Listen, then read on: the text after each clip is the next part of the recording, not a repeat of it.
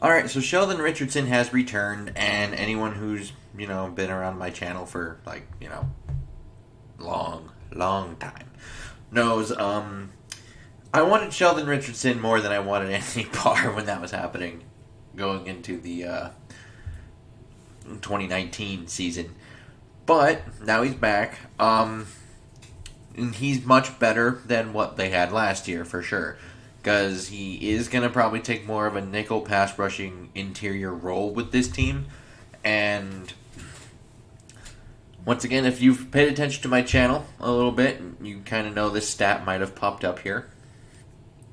So, Shamar Stephen, Jaleel Johnson, Armand Watts, and James Lynch in 2020 combined for 6 tackles for loss, 13 pressures, 5 hurries, 8 quarterback hits, and 3.5 sacks. Now, all these numbers are from Pro Football Reference, by the way, so that is a thing. And last year, in 2020, Sheldon Richardson had 5 tackles for loss, so only 1 less. He had 22 pressures, more than 13. 12 hurries, more than 5. He had 10 quarterback hits, more than 8. And he also had 4.5 sacks, which is more than the 3.5 that those 4 combined. It's kind of a sad stat, but it is a stat indeed. And over the last 3 years, Sheldon Richardson has 58 total pressures, 29 hurries, 32 quarterback hits, and 12 sacks, which is pretty good from the interior.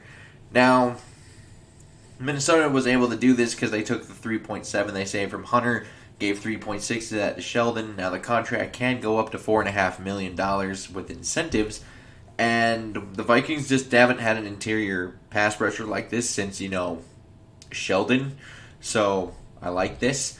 And I'm thinking this rotation will probably be closer to what we saw with Shamar Stephen and Tom Johnson a couple years back, but much better just because, well, Dalvin Tomlinson's much better than Shamar Stephen has ever been, and the same thing kind of goes for when we're talking about Sheldon Richardson versus Tom Johnson.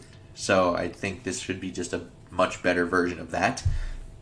And I'm assuming we're also going to see Pierce taken off the field in favor of Sheldon in more passing situations anyway. So all 3 of these players are probably going to be rotated in quite a bit, and it's going to be kind of fun to watch because we should have some more fresh legs in the interior now, because I think we'll see instances where we have Dalvin Tomlinson and Sheldon on the field. I do think it will be interesting to see how often they put Pierce and Sheldon Richardson out there. But I would think they would, in all likelihood, probably go more in favor of Dalvin Tomlinson and Sheldon Richardson, because Tomlinson's still excellent in playing the run, and I do think he has some short area quickness in the pass game where his pass rushing ability hasn't been fully realized quite yet. So I would think that would probably be the better of the 2. But they're all going to play a ton, and I'm really looking forward to that, because last year, if they had Sheldon Richardson, there's a good chance that's just their best defensive player on that line, he would have been their best player on that line. And now we're talking about him being more of a rotational pass rusher, not even a starter on this team. It's like, oh, that feels nice. And this defense is going to be a lot better. And it still remains to be seen if they want to add a veteran defensive end. Some people have kind of speculated, they could still maybe go after Melvin Ingram or Justin Houston if they really wanted to, because I do think they have about, I think it was $11.9 million in space, either 11.9 or 12 mil in space after this signing. So they have some money to go out and do some things if they really wish. You want another wide receiver 3? You can potentially go do that. You want a Kenny Stills or a Dede Westbrook? You can do that. Maybe you want to get another tight end in there because after Irv Smith and Conklin, you really don't know what's up. You could maybe go into that because this offense does require a lot of tight ends.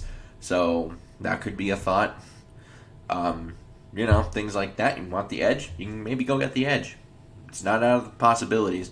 They would probably have to start cutting some defensive linemen, because I think this puts them up to 9 or 10 defensive linemen. So they'd probably have to do that in order to get this done, but nonetheless, they could, if they really wanted to, I think they could. Now, I do think this gets into the question of like, well, is this going to be like a top 10 defense again? Because Zimmer is calling it. I do think it's more towards the injuries and lack of availability from certain players last year than it was just Zimmer forgot how to call a defense. I don't think that necessarily happened. It's like that. I don't think that's a thing. So, with him calling the defenses, it's a top 10 defense again. And the thing that keeps me from saying, like, for sure, yes, is mainly the fact that they are veteran players, yes, but not every single one of them knows the system. Sheldon does. Obviously, Hunter does. And they brought in Stephen Weatherly and McKenzie. But guys like Patrick Peterson and Xavier Woods and Dalvin Tomlinson, all those guys they're counting on for, don't know this system that well, and they haven't played with each other. Even Michael Pierce, he may know the playbook. He doesn't know how to play with the players around him, but he knows the playbook. So, I do think there might be some gelling things early, but overall, this thing should be significantly improved, I would think, over last year. And who knows, maybe after this year I'll fall into the same hole of just Sheldon over Barr. But, it's what it is. I would like to know your guys' comments below. Super cool. Like and subscribing. Also very cool. Now, until next time, I bid y'all adieu.